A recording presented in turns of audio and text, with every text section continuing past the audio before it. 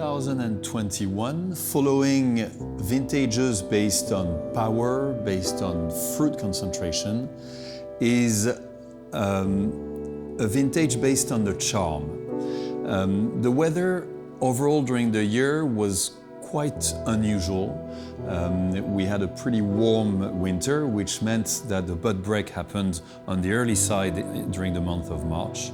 And the danger of an early bud break is always to have a vine that's sensitive to the frost that we can have in April. And obviously this year it happened again. And the first week of April we had quite a bit of frost. Some mornings where we went down to 0.5 degrees, which were not that big of a risk. But then the night of the 6th of April and the night of the 7th of April, the temperature dropped much more dramatically, and we had to protect ourselves with candles, warm air blowing machines, in order to create a halo of heat on those parcels that were protected, and especially on the plateau of Pomerol, as in Saint-Emilion we don't freeze. But that was the first obstacle of the vintage that we had to pass. Then the month of April was quite beautiful, but the growth of the vine had been slowed down by that first week of cooler weather. And in May, we had quite a bit of rain that arrived, which at the end of the day was a good thing, because we had a dry winter and early part of the spring. The bud break happened end of May and was not over disturbed by the rain. And the weather remained quite average throughout the summer. The great luck we had, and that's what in a sense saved the vintage, is even if the overall weather was not great, because it was quite overcasted and we had quite a few showers here and there, in June and in July, in the middle of the month, for June it's between the 14th and the 16th. For July it's between the 14th and the 18th. We had extremely warm days with temperatures going over 30 degrees Celsius, which allowed the vine to store a sufficient amount of energy and of heat in order to accompany the development of the vine, the development of the berries, and the sort of milder weather we've had around those two windows allowed a delicate maturity, not the style that we have seen in the previous vintages, which were more based on the concentration, but in this case it's more elegancy and charm that prevails in the fruit and will prevail in the wine. And the month of September, we had some nice weather, especially at the beginning of September, which allowed the berries to gain a few centimeters, if I may say, of maturity that we needed before starting the harvest. After a fairly quick harvest, where all the Merlot were picked within 10 days, and the few Cabernet Franc that we had were picked a couple of days after, but the volume of Cabernet Franc we have is not very important, even if they will bring in the wine a lift, which is quite interesting.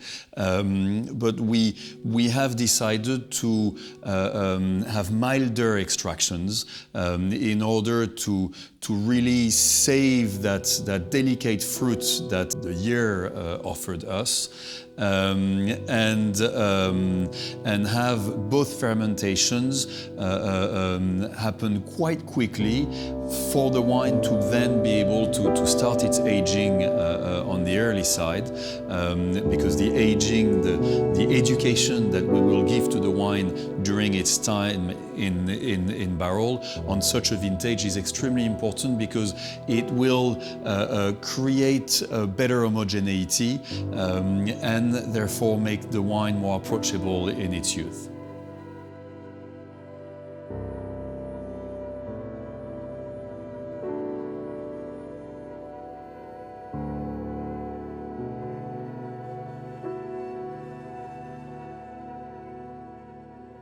Château Peille-Mouton is the non-classified part of the vineyard of Château Larocque, produced by the same team under the management of David Suire. And in 2021, the team has managed to produce a wine with the typical concentration that you get on that deep layer of clay, with also that elegancy, that minerality that comes from the limestone. And the two mixed together really have produced a wine which will give a lot of pleasure.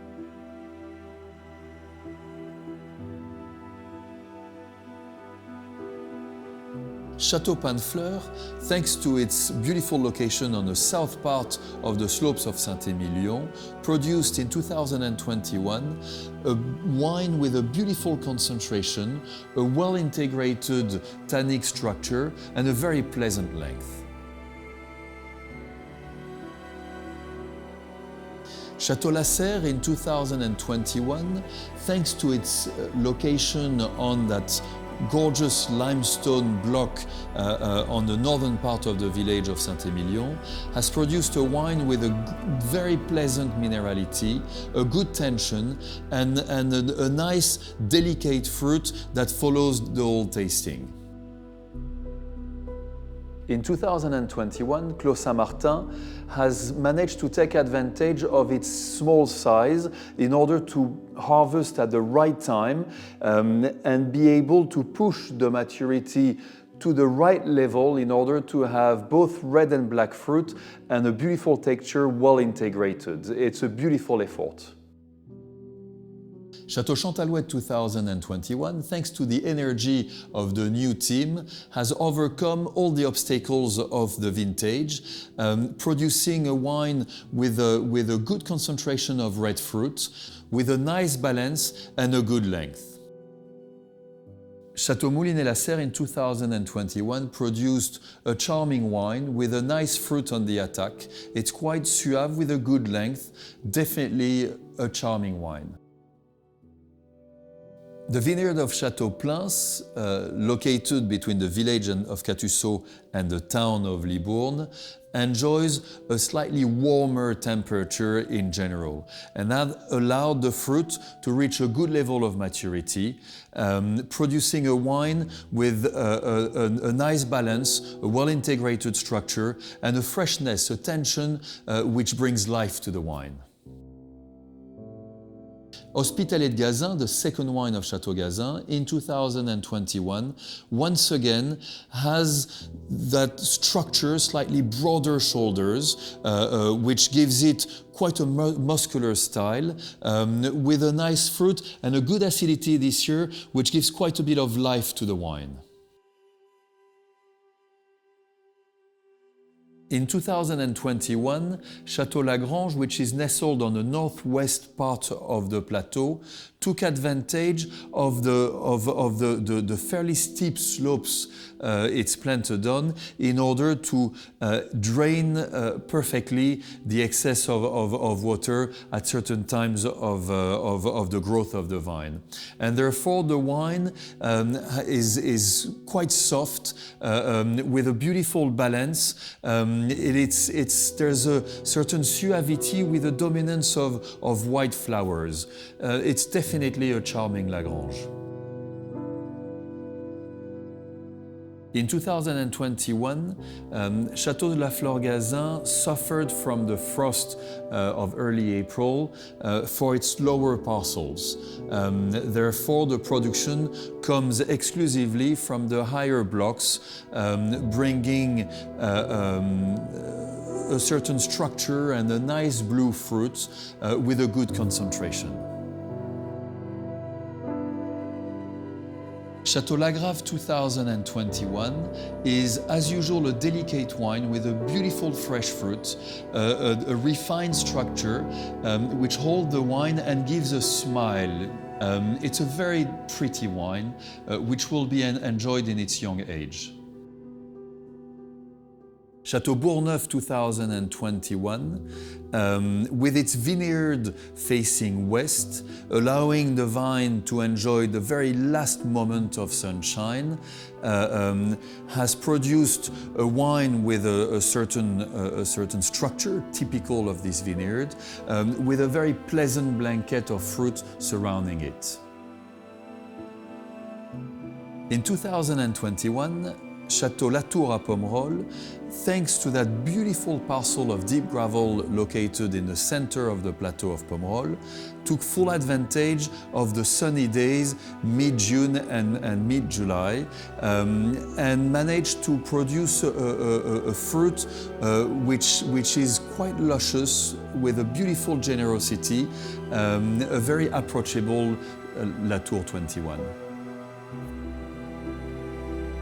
In 2021, Jean-Luc Barrault, the owner of Château Sertan-de-Mai, has done another tour de force with the alliance of the spiciness of the Cabernet Franc and the generosity of the Merlot.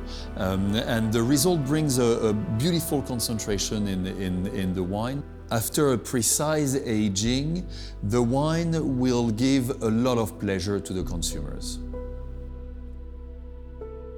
Chateau Hosanna on the vineyard has both old vines and young vines, very old vines planted in 1957, right after the frost. And those old vines, you have very old Cabernet Franc, which we have been using for all our vineyards for the Massal selection, and some very old Merlot.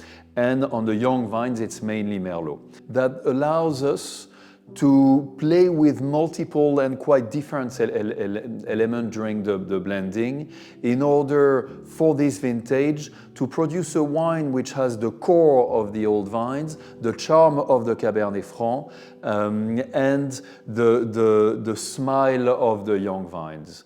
I think this year it's an atypical Hosanna, but an Hosanna that will age for many, many years.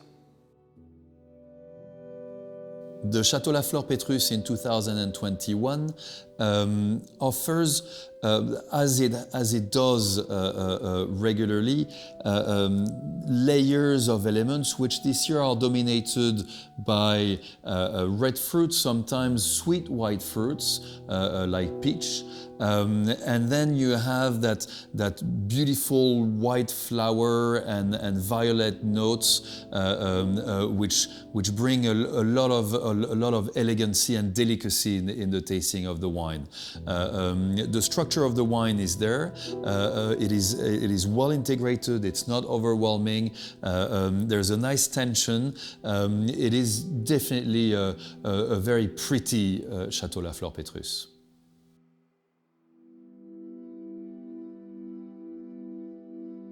The 2021 Trotanois has the typical signature of Trotanois, especially en primeur, which is the austerity.